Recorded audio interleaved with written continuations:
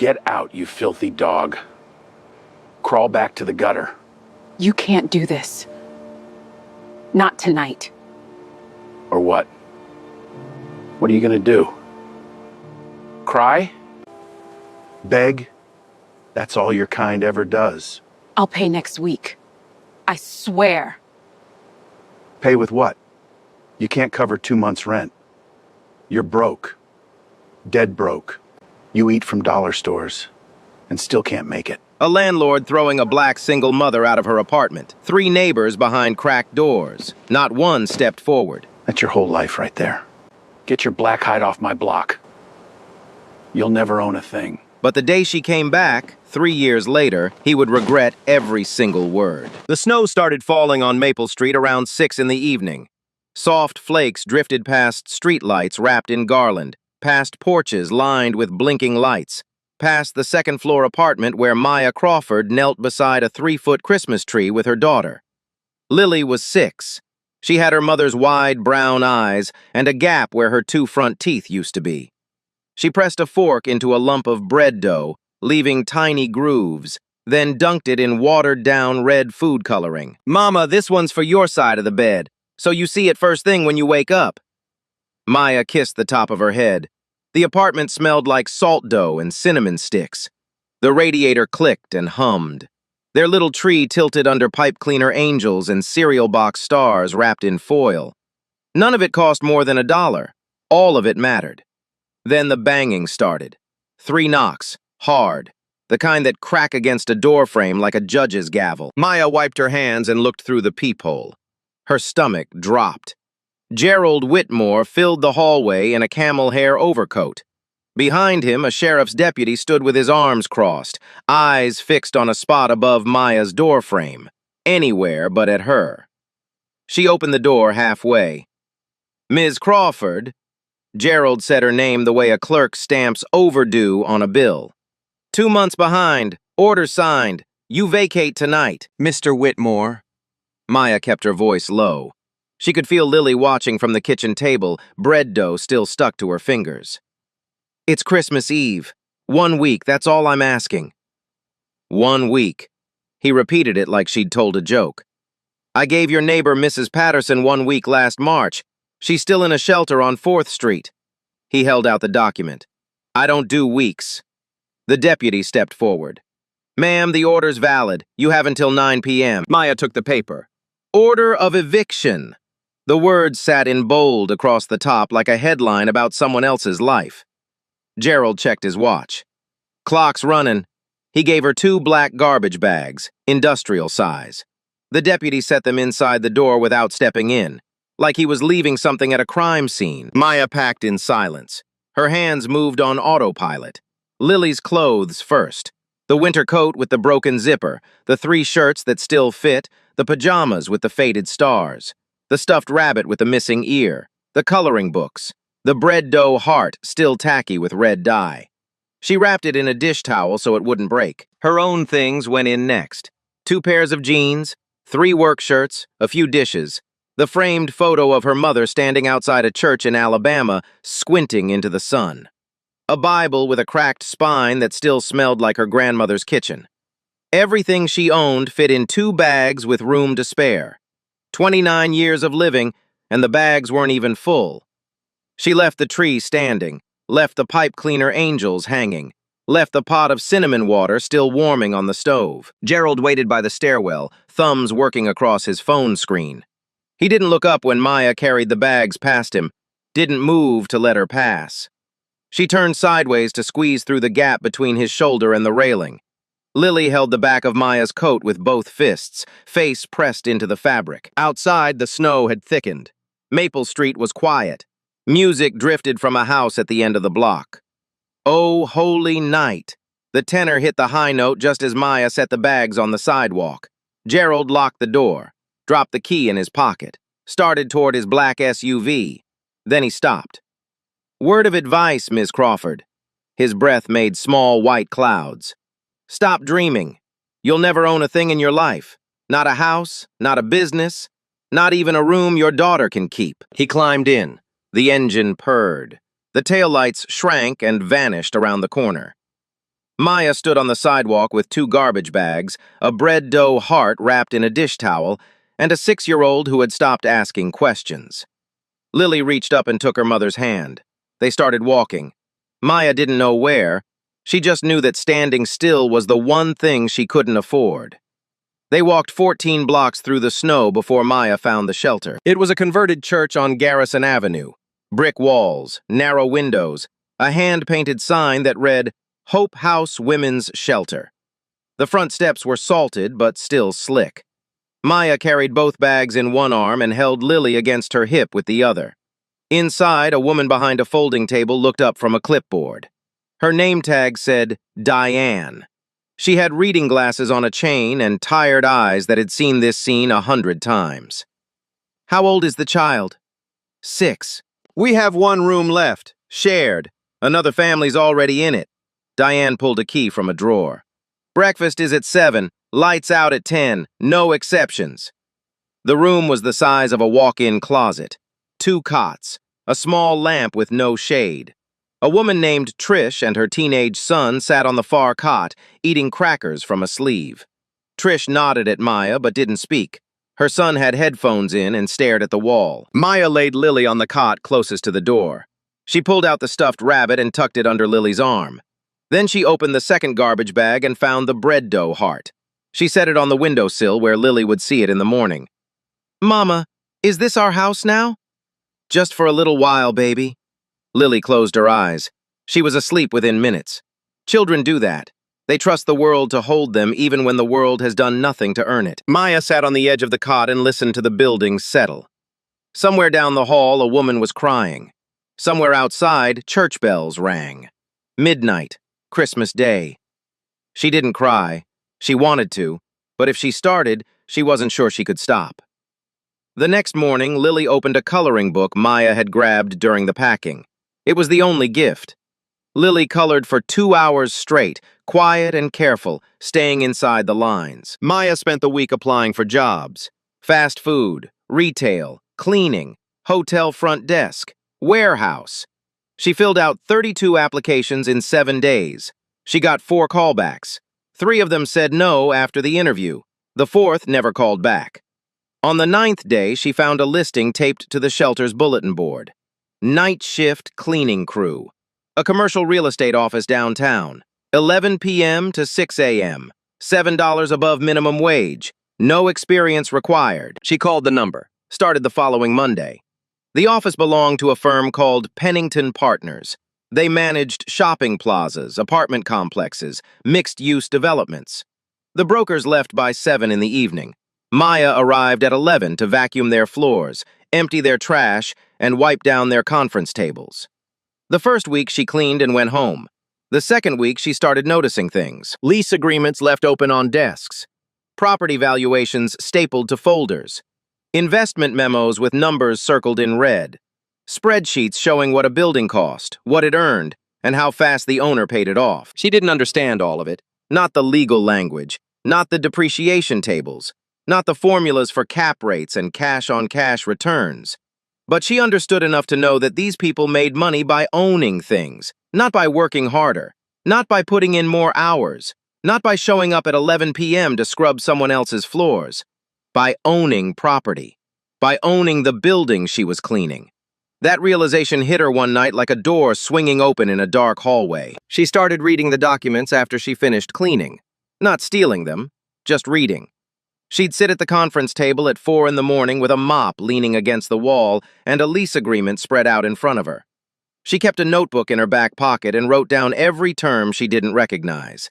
She looked them up on the shelter's shared computer the next day. One night she found a sticky note on a broker's desk. Blue ink, capital letters. Buy low, renovate, flip, repeat. 6 words. She read them 3 times. She started taking the discarded reports home. The ones in the recycling bins, quarterly earnings summaries, market analyses for neighborhoods she'd never heard of, tax lien auction schedules. Every night after Lily fell asleep on the shelter cot, Maya sat under the hallway light and read. She didn't have a desk. She used a clipboard on her knees. She didn't have a degree. She didn't have savings. She didn't have a car. But she had 14 hours a day when Lily was at the shelter's daycare program, and she had a building full of blueprints for how money actually worked. One night, Trish watched her reading from across the room. "What are you studying?" How to buy a house, Maya said. Trish laughed. Not mean, just surprised. "Girl, we can't even rent one." Maya didn't answer. She turned the page and kept reading. Something was forming. Not a plan yet, not even an idea. Just a feeling, sharp and stubborn, that the man who threw her into the snow was wrong. She would own something. She didn't know what. She didn't know when. But the quiet voice in her chest said it was possible, and she decided to believe it. Maya saved every dollar she could touch. She stopped buying coffee, stopped taking the bus when she could walk. She packed Lily's lunches from the shelter's pantry donations and ate whatever was left over. Her bank account was a prepaid card she loaded at the corner store every Friday night. After rent for the single room she'd moved into, a studio above a laundromat on 8th Street, she had about $90 a week. She put 60 of it away. 4 months in, she had saved $2,300. It wasn't enough for anything. It was enough for what came next. She found the flyer on the shelter's bulletin board, the same one that had led her to the cleaning job. Free real estate licensing course. Community college extension program. Tuesday and Thursday evenings. 12 weeks. Open to all. Maya signed up the same day. The class met in a basement room at Garfield Community College. Fluorescent lights, plastic chairs, a whiteboard with a crack running down the middle. Most of the students were career changers in their 40s, former retail workers, a laid-off mechanic, a guy who'd just gotten out of the military. Maya was the youngest by a decade. She was also the only one who showed up every single session. The instructor was a woman named Eleanor Price, 67 years old, silver hair pulled back in a bun. She wore reading glasses on a beaded chain and spoke in a voice that was calm the way deep water is calm. Still on the surface, powerful underneath. Eleanor had spent 30 years buying and selling commercial real estate in the city.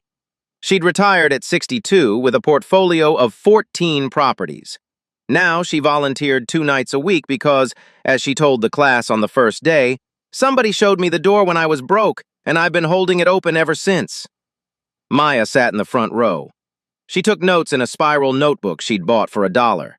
She asked questions after class. She stayed late. She came early. By the 3rd week, Eleanor noticed. "You're not here for a license," Eleanor said one evening, leaning against the whiteboard after everyone else had left. "You're here for a plan." Maya told her the truth. The eviction, the shelter, the cleaning job, the documents she'd been reading at 4 in the morning. Eleanor listened without interrupting. When Maya finished, Eleanor pulled a chair next to hers and sat down. "Tax liens," she said. "That's where you start. When a property owner doesn't pay their taxes, the county puts a lien on the building. They auction those liens. You buy the lien, you earn interest. If the owner doesn't pay up, you get the property. Most people at those auctions are investors with 6 figures. But every now and then, a property comes up that nobody wants. Too damaged, too small, too ugly. That's your door." Maya wrote it all down. Over the next 8 weeks, Eleanor taught her things the course didn't cover. How to read a title search, how to estimate renovation costs, how to negotiate with contractors, how to spot a building that looked worthless but sat on valuable land. Maya passed the licensing exam on the first try. Score, 92. Eleanor shook her hand and said, "Now the real education starts." The first auction was at the county courthouse on a Tuesday morning. Maya wore the only blazer she owned, a thrift store find with a loose button on the left cuff.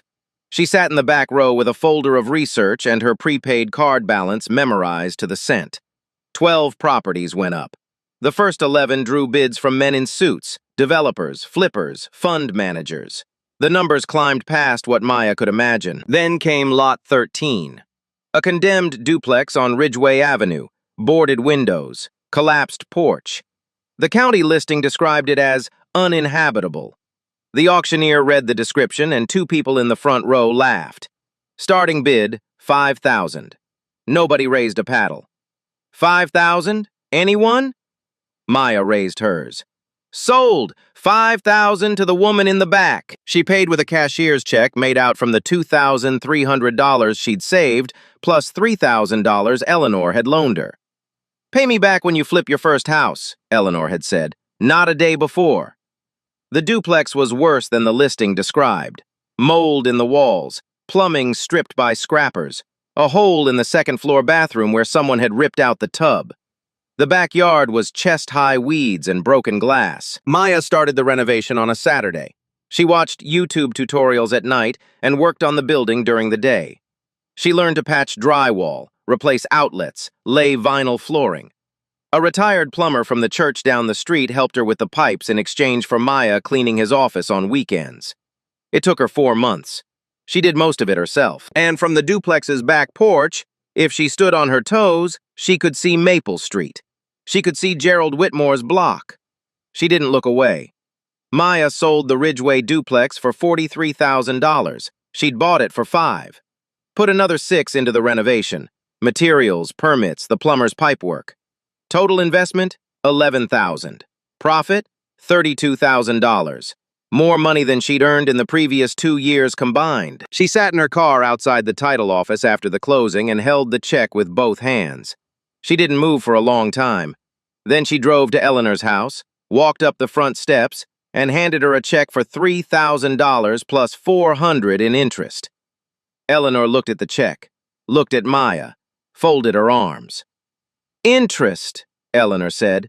I didn't ask for interest. I know. Eleanor put the check in her pocket and handed Maya a cup of coffee. They sat on the porch for an hour, and Eleanor laid out the next phase. 1 flip proves you can do it. 2 proves it wasn't luck. 5 proves you're in business. Maya reinvested everything. She bought 2 more distressed properties at the next county auction, a fire-damaged row house on Clement Street and a foreclosed bungalow near the rail yard. She hired a small crew this time, 2 guys from the church renovation network Eleanor had connected her to. She paid them fairly and fed them lunch every day. They worked fast. Both properties sold within 6 weeks of completion. Combined profit, $51,000. Maya filed the paperwork for Crawford Property Group on a Wednesday afternoon. The filing cost $75. She paid it in cash at the county clerk's window. Her first hire was a part-time assistant named Dawn, a single mother she'd met at Hope House Shelter. Dawn answered phones, filed permits, and kept the books in a spreadsheet on a second-hand laptop. The company grew the way a vine grows, slowly at first, then everywhere at once. Within a year, Maya had flipped 9 properties. But somewhere around the 6th flip, something changed. She walked through a finished house on Delaney Street. New floors, fresh paint, a kitchen that smelled like sawdust and potential. And a woman showed up for the open house with 2 kids and a look Maya recognized. That look. The one that says, I need this to work. Maya didn't sell that house. She rented it, below market rate. That was the shift. She stopped thinking like a flipper and started thinking like an owner. Rental income, steady monthly cash flow. She learned the difference between flipping for profit and holding for wealth. Flipping was fast money. Holding was freedom. She chose freedom. By the 14th month, she held 6 rental properties and was still flipping on the side to fund new acquisitions. Her spreadsheet, the one Dawn kept on the second-hand laptop, showed positive cash flow for the first time. Not a lot, but enough that Maya stopped waking up at 3 a.m. doing math in her head. She also developed a reputation. Tenants talked. Word spread the way it does in neighborhoods where people sit on stoops and trade notes about who treats them right and who doesn't. In a world where landlords like Gerald Whitmore raised rents without warning, ignored leaking roofs, and served eviction notices the way other people served dinner invitations, Maya Crawford was different. She fixed things. She kept rents reasonable. She answered her phone. When a pipe burst at 2 in the morning in her Clement Street building, she drove there herself with a wrench and a flashlight. A woman named Patrice, who rented one of Maya's first units, told a reporter from the neighborhood paper, "She treats us like people. Around here, that's rare enough to make the news." It did make the news. A small article in the East Side Gazette. Local woman builds rental company from scratch. Maya cut it out and pinned it to her office wall. which was still just a corner of her studio apartment, separated from Lily's bed by a bookshelf. 18 months after the eviction, Maya owned 15 properties. Her net rental income covered all her bills, Lily's new school, Dawn's salary, and the lease on a small office on Baker Street. Then she turned her attention to Maple Street. She'd driven past Gerald's block dozens of times. She knew every building on it. She knew which ones had code violations. She knew which tenants were unhappy. She knew Gerald was over-leveraged. Too many loans, too little maintenance, too much ego. The first property she bought on his block was a foreclosed triplex, 2 doors from Gerald's main building. The previous owner had walked away from the mortgage. The bank sold it at auction. Maya's company was the only bidder. The deed listed the buyer as Crawford Property Group. Gerald never read it. He didn't pay attention to names on deeds. He paid attention to rent checks, and lately, fewer of them were coming. Maya renovated the triplex in 8 weeks. New plumbing, fresh paint, working heat. She listed the units at rents 15% below Gerald's rates for comparable apartments. All 3 units filled within a month. 2 of the tenants came from Gerald's building. He didn't notice. Not yet. Lily was 8 now. She had her own bedroom for the first time in her life. A desk, a lamp with a shade. She taped the bread dough heart, now dried and cracked, the red fading to pink, above her bed. It had traveled from the apartment on Maple Street to the shelter on Garrison Avenue to the studio above the laundromat to this room. Maya looked at it every morning. It reminded her where she'd been, and it reminded her where she was going. She had 22 properties now. 6 of them were on Gerald Whitmore's block. He still didn't know her name. Maya didn't rush. She moved like water finding cracks in a wall, patient, quiet, and impossible to stop once the pressure built. Over the next 6 months, she acquired 3 more buildings on Gerald's block, each time through a different channel. One through a tax lien auction, one from a landlord who was retiring and wanted a clean exit, one from a bank foreclosure where Gerald himself had been outbid without knowing who was on the other side. That made 6 buildings out of 9 on the block. Maya owned 2/3 of Maple Street. Gerald's world was shrinking, and he didn't understand why. His tenants were leaving. Not all at once, that would have been obvious. One family at a time. A couple in 4B moved out in March. A single father in 2A left in April. The woman in 3C, the one who'd complained about the broken radiator for 2 winters straight, was gone by May. They all moved to the same place, Crawford Property Group's buildings, 2 doors down, across the street, around the corner. Better units, lower rent, a landlord who fixed things. Gerald's vacancy rate climbed from 5% to 30% in 8 months. His rental income dropped. His mortgage payments didn't. Then, the city showed up. A building inspector named Wallace, clipboard, hard hat, no expression, walked through Gerald's flagship property on Maple Street. The building Maya had been evicted from. He spent 3 hours inside. He found 18 code violations, faulty wiring on the 2nd floor, a gas leak in the basement, mold in 4 apartments, exit signs that hadn't worked since the previous administration. Gerald got the letter on a Thursday. $64,000 in fines, 60 days to remediate or face condemnation proceedings. He called his lawyer. His lawyer said pay the fines and fix the building. Gerald called his bank. His bank said his credit line was maxed. Gerald called his brother-in-law. His brother-in-law said he'd already lent him $40,000 last year and hadn't seen a dime back. Gerald decided to sell. He told himself it was strategy. Trim the fat, unload the weak assets, focus on the flagship. That's what smart investors do. That's what he'd heard them say at the golf club back when they still took his calls.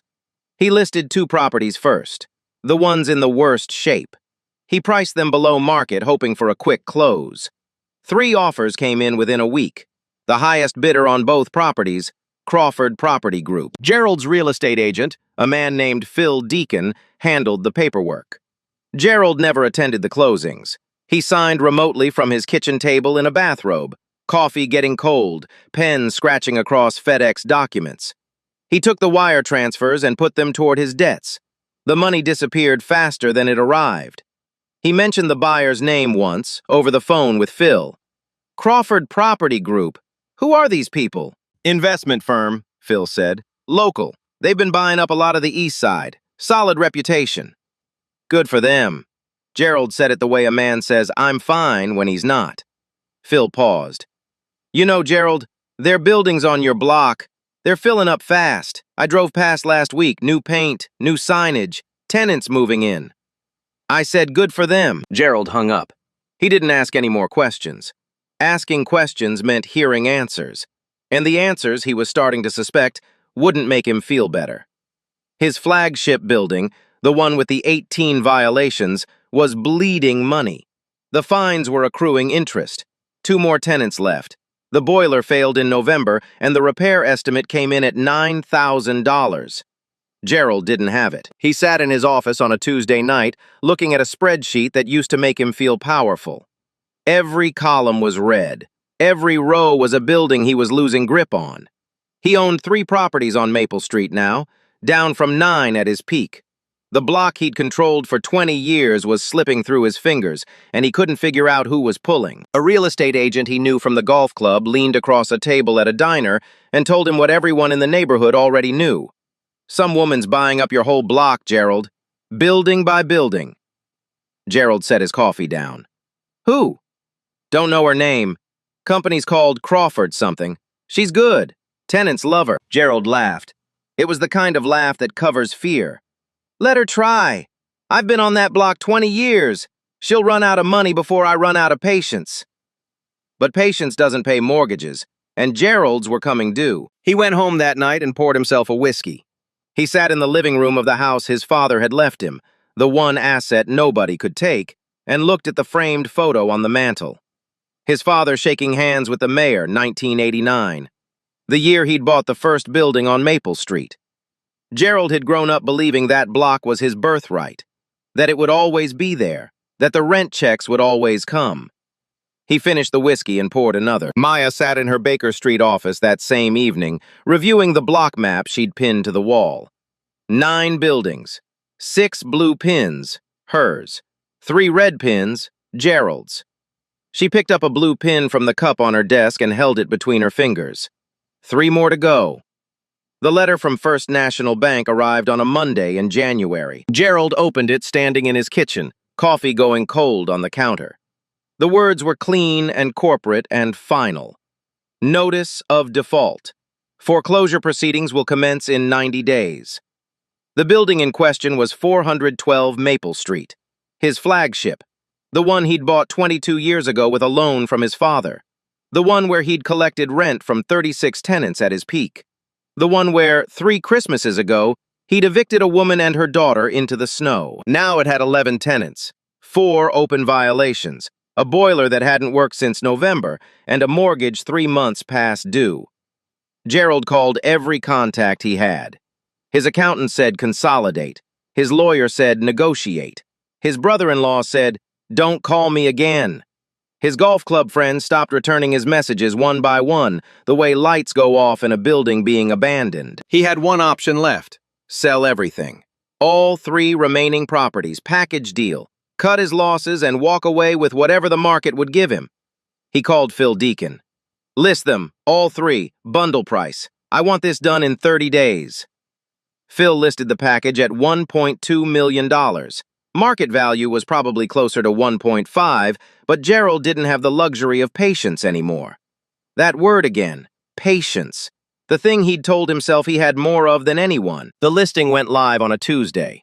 By Thursday, 4 inquiries came in. By Friday, 1 firm had submitted a formal offer. Crawford Property Group, $1.15 million. Cash, 30-day close. Phil called Gerald. You've got a strong offer, cash buyer. They want all 3, no contingencies. Crawford, Gerald said. The name sounded familiar. He couldn't place it. They bought 2 of my buildings last year. They did. Clean transactions both times. No issues. Gerald leaned back in his chair. He looked out the window at Maple Street, the block he'd built, the block that was supposed to be his legacy. 6 of the 9 buildings already belonged to someone else. Now the last 3 would follow. Take the deal, he said. The closing was scheduled for February 15th at the law offices of Harmon Blaine and Associates. A conference room on the 14th floor downtown. Gerald's lawyer would be there, the buyer's representative would be there, Phil would be there, signatures, wire transfer. Done. Gerald picked out a suit, navy blue, the one he wore to closings when he was buying, not selling. He told himself it was just business. Properties come and go, markets shift. He'd rebuild somewhere else. He almost believed it. He stood in front of the bathroom mirror that night and practiced saying it. It's just business. The mirror didn't look convinced either. The night before the closing, Maya sat in her office on Baker Street. The block map on the wall had 6 blue pins and 3 red pins. After tomorrow, all 9 would be blue. She opened her desk drawer and took out 2 things, a manila folder with the closing documents and a small plastic bag. Inside the bag was a piece of bread dough shaped like a heart, dried and cracked. The red food coloring had faded to a pale pink. One edge had chipped during the move from the laundromat apartment. It was 9 years old in bread dough years. Fragile, almost weightless. Lily had made it on Christmas Eve, the last thing she'd made before the banging started on the door. Maya put it in her briefcase next to the closing documents. Then she drove to Maple Street. She parked across from 412, Gerald's building, her old building. She turned off the engine and sat in the dark. Snow was falling, light snow, the kind that doesn't stick but makes everything look softer. The street light on the corner still had the same garland from 3 years ago, or maybe new garland in the same pattern.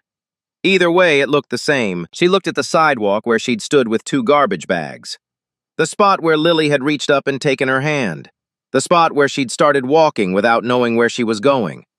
Tomorrow, she would walk into a conference room and sign her name 9 times, and every building on this block would belong to her. She sat there for a long time. The snow kept falling. She didn't turn the engine back on. She didn't need to go anywhere. She was already where she needed to be. The conference room at Harmon Blaine & Associates had floor-to-ceiling windows on 2 walls. 14th floor. You could see the river from one side and the east side skyline from the other. The table was long and polished and reflected the overhead lights like still water. Gerald arrived at 9:45, 15 minutes early. He wore the navy suit. He carried a leather portfolio he'd bought in better days. Italian, monogrammed, the kind of thing a man buys when he wants the world to know he's winning.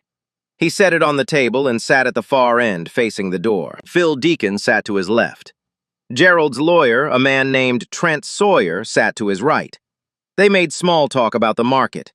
Gerald laughed at something that wasn't funny. The room smelled like fresh coffee and printer toner. At 10 o'clock sharp, the door opened. Maya walked in. She wore a charcoal blazer over a white blouse. Her hair was pulled back.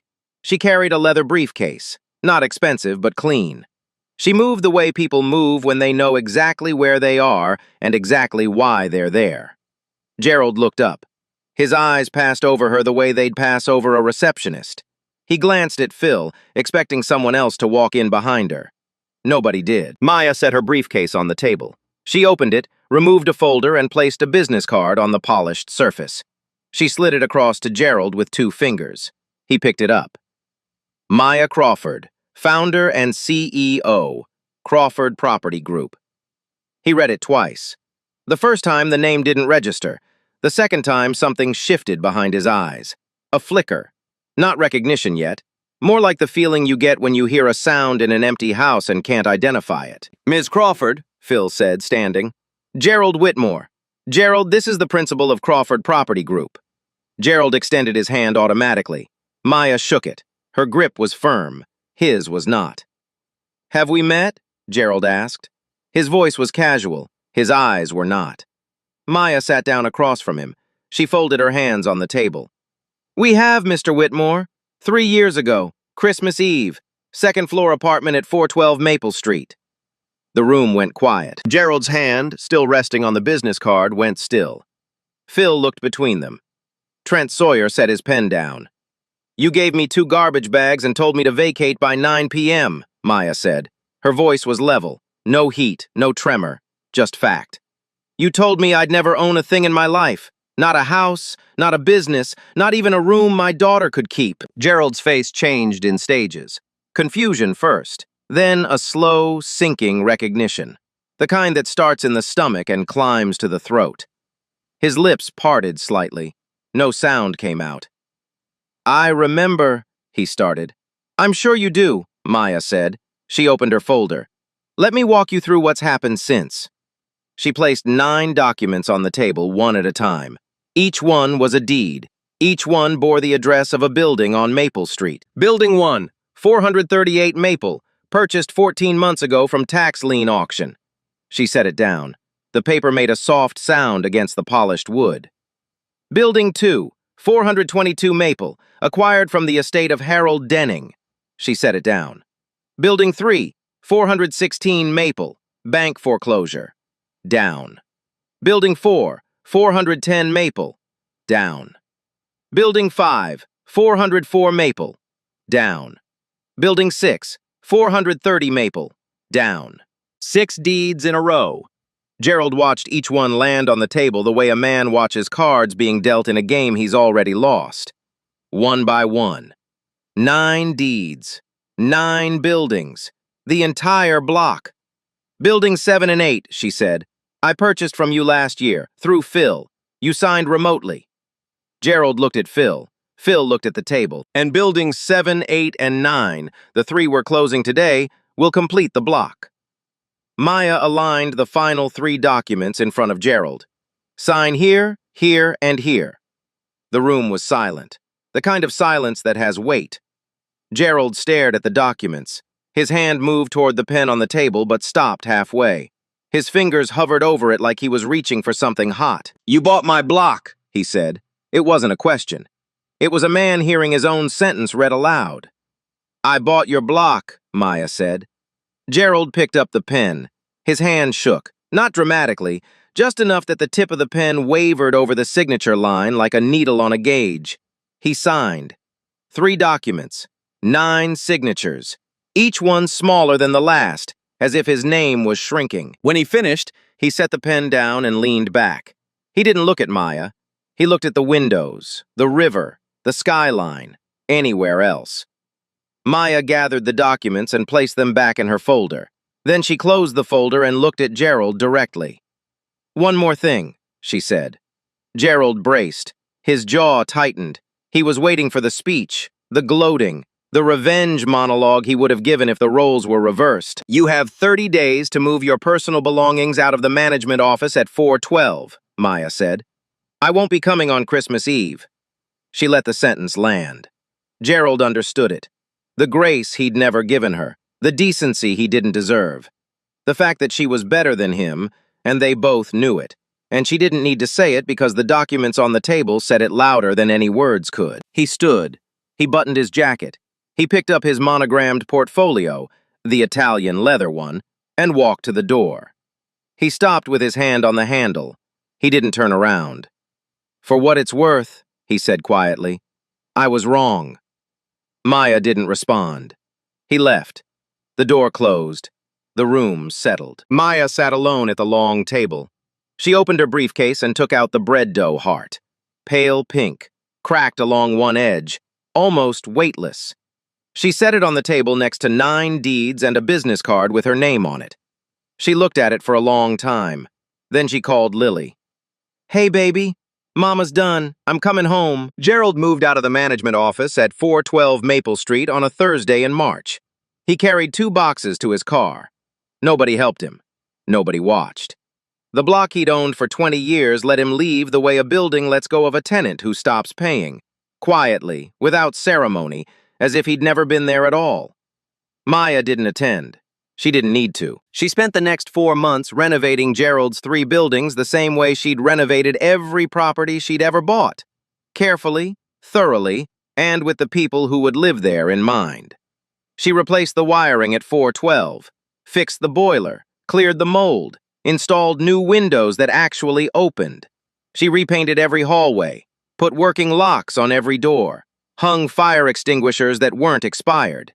She kept the rents affordable, not as a statement, as a policy. In April, she launched the Crawford Community Fund, a small program funded from her rental income. Families facing eviction could apply for emergency relocation assistance, first month's rent, a security deposit, and a referral to a job training network Maya had built through the contacts Eleanor had given her. Eleanor came to visit the block in May. She walked the sidewalk slowly, hands in her coat pockets, looking at each building. She didn't say much. She stopped in front of 412 and stood there for a while. "You know what I see?" Eleanor said. "What?" "9 buildings owned by a woman who was sleeping on a shelter cot 3 years ago." She paused. "And not a single one of them looks like revenge." Maya smiled. "That's because they're not." She meant it. She hadn't bought the block to punish Gerald. She'd bought it because someone had told her she couldn't, and because every family that moved into one of her units was a family that wouldn't stand on a sidewalk in the snow wondering where to go. Lily was 9 now, taller, quieter in some ways, louder in others. She'd started drawing, not coloring books anymore, but original sketches. Buildings mostly, floor plans, elevations. She'd sit in Maya's office after school, cross-legged on the floor, drawing structures that didn't exist yet. One afternoon, she looked up from her sketch pad. "Mama, can I have a desk?" Maya set up a small desk in the corner of her office. Lily taped the bread dough heart to the wall above it. The pink had faded almost to white. The crack along the edge had deepened, but it was still there, still holding together. Some things don't need to be perfect to matter. The neighborhood paper ran a second article. This time it wasn't small. "Woman evicted on Christmas Eve now owns entire block." The story made the local news, then the regional news. Then it showed up on social media and didn't stop. People shared it with captions like, "This is what they mean when they say bet on yourself," and "He told her she'd never own a thing. She bought everything he had." Maya didn't do interviews. She didn't post videos. She let the buildings speak. She let the tenants speak. She let the block, clean, maintained, affordable, alive, speak for itself. On Christmas Eve, 3 years and 12 months after the eviction, Maya hosted a holiday dinner in the first-floor common room at 412 Maple Street. The same building, the same address, different everything. 40 people came. Tenants, neighbors, Dawn and her kids, Eleanor, the retired plumber from the church who'd helped with the first renovation, the 2 guys from the crew who'd framed her second flip. Lily sat at the head of the table because Maya insisted. There was no speech, no toast, just food and noise and warmth, and people who showed up because they wanted to be there. Maya stood in the hallway outside the common room, leaning against the wall. She could hear Lily laughing inside. She looked up the stairwell, the same stairwell where Gerald had stood scrolling through his phone while she carried garbage bags past him. She didn't feel anger. She didn't feel triumph. She felt something quieter than both. Something that doesn't have a name but lives in the space between where you were and where you are. Lily came out and stood beside her. She didn't say anything. She just leaned her head against Maya's arm the way she used to on the shelter cot, back when she was small enough to curl up like a question mark. "You okay, Mama?" "Yeah, baby, I'm okay." They stood there for a moment. Then they went back inside and sat down together. What would you have said to Gerald in that conference room? Drop it in the comments. And if this story hit you the way it hit me, share it with someone who needs to hear it tonight. Subscribe so you don't miss what comes next.